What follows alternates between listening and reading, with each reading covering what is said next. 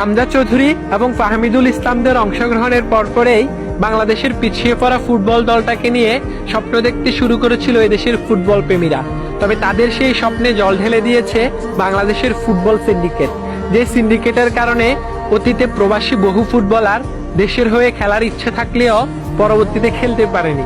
ইতালির চতুর্থ ডিভিশনে খেলা ফাহমিদুল বাংলাদেশের একমাত্র প্রস্তুতি ম্যাচে করেছিলেন হ্যাটট্রিক। এছাড়া তার গতির ক্ষিপ্রতা এবং ড্রিবলিং এ মনোযোগ কেড়েছিল সবার।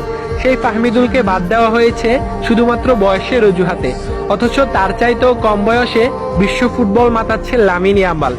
বিশ্বের অন্যতম সেরা খেলোয়াড় লিওনেল মেসির আন্তর্জাতিক অভিষেকে হয়েছিল ফাহমিদুলের বয়সে। বয়স কিংবা অভিজ্ঞতা বিষয় না, বিষয় হচ্ছে সিন্ডিকেট, যেটা বুঝে গেছে এদেশের ফুটবল প্রেমীরা। ব্রাজিল আর্জেন্টিনার জন্য এদেশের ফুটবল প্রেমীদের উন্মাদনা দেখেছে ফুটবল বিশ্ব। এবার সময় এসেছে দেশের ফুটবলকে বাঁচানোর। আওয়াজ উঠাও বাংলাদেশ, সিন্ডিকেট ভাঙো, বাংলাদেশ ফুটবল বাঁচাও।